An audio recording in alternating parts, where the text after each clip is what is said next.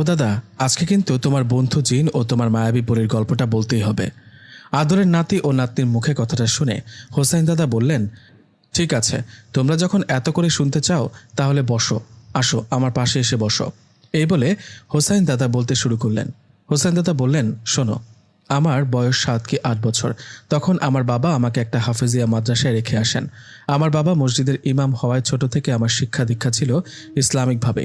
বাবা আমাকে শেখাতো কোনটা ভালো কোনটা মন্দ। আমাকে অনেক দূরের একটা মাদ্রাসায় রেখে আসা হয়। আমিও মাদ্রাসায় থাকতে শুরু করি। শুরু হয় আমার ইসলামিক শিক্ষা। মাদ্রাসায় ভর্তি হবার কিছুদিনের মধ্যেই আমার বেশ কয়েকজনের সাথে বন্ধুত্ব হয়ে যায়। আমরা পড়াশোনার পাশাপাশি খেলাধুলা ও মাদ্রাসায় আশপাশটা বেশ সুন্দর হওয়ায় মাঝে মধ্যে ঘুরতাম। এভাবে চলতে থাকে আমার সময়। একদিন মাদ্রাসায় একটা নতুন ছেলে আসে। ছেলেটার নাম মোহাম্মদ সিরাজ। ছেলেটা আমাদের সাথে পড়তো।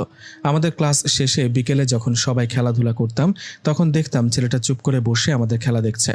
এভাবে একদিন, 2 দিন, 3 দিন চলে যাবার পর একদিন আমি সিরাজের কাছে যাই। সবাই তখন খেলা করছিল। আমি সিরাজের কাছে গিয়ে বলি, আসসালামু আলাইকুম, তোমার নাম কি সিরাজ? আমার কথায় সিরাজ জবাবে বললেন, ওয়ালাইকুম আসসালাম, হ্যাঁ আমার নাম মোহাম্মদ সিরাজ, তোমার নাম কি? সিরাজের কথায় আমি বললাম, আমার নাম মোহাম্মদ হোসাইন। আচ্ছা সিরাজ, আমরা রোজ বিকেলে খেলা করি, তুমি বসে বসে দেখো, তুমি আমাদের সাথে খেলো না কেন? সিরাজ বলল, আসলে আমি তো মাদ্রাসায় নতুন, কাউকে সেভাবে চিনি না, এছাড়াও আমার এসব তেমন ভালো লাগে না। সিরাজের এমন কথায় আমি জবাবে বললাম, খেলতে আবার কার না ভালো লাগে, চলো তুমি আমার সাথে খেলবে। কথাটা বলে সিরাজকে নিয়ে সেদিন খেলতে গেলাম।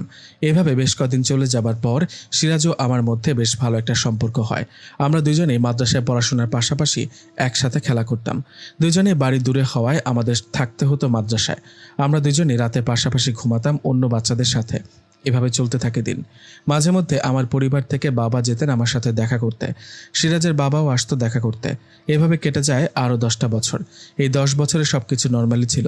10 বছর পেরিয়ে যাওয়ায় আমাদের বয়স যখন 17-18, তখন আমরা মাদ্রাসার পড়াশোনার পাশাপাশি দুজনে মিলে রোজ বিকেলে ঘুরতে যেতাম মাদ্রাসার পাশে একটা পাহাড়ে। জায়গাটা খুব সুন্দর। দুজনেই সেখানে গিয়ে সময় কাটাতাম, গল্প করতাম। একদিন সিরাজ বড় হুজুরের কাছে ছুটি নিয়ে বাড়িতে চলে যান। আমি ওকে জিজ্ঞেস করায় ও আমাকে বলেছিল বাবা অসুস্থ, 2-1 দিন থেকে চলে আসবো। 2-1 দিন পর সিরাজ ঠিকই আবার মাদ্রাসায় আসলেন। ও মাদ্রাসার ফেরার 2-3 দিন পর এক বিকেলে দুজনে সেই পাহাড়ে ঘোরাঘুরি করার সময় হঠাৎ খুব সুন্দর একটা মেয়ে সেখানে চলে আসে।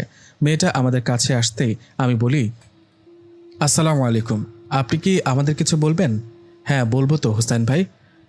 মানে আপনি আমার নাম জানলেন কিভাবে? আমার কথায় পেছন থেকে সিরাজ হাসতে হাসতে বলল, আরে বোকা, ও আমার বোন, ওর নাম নূর। সিরাজের কথায় ওর বোনের দিকে তাকিয়ে বললাম, বোন?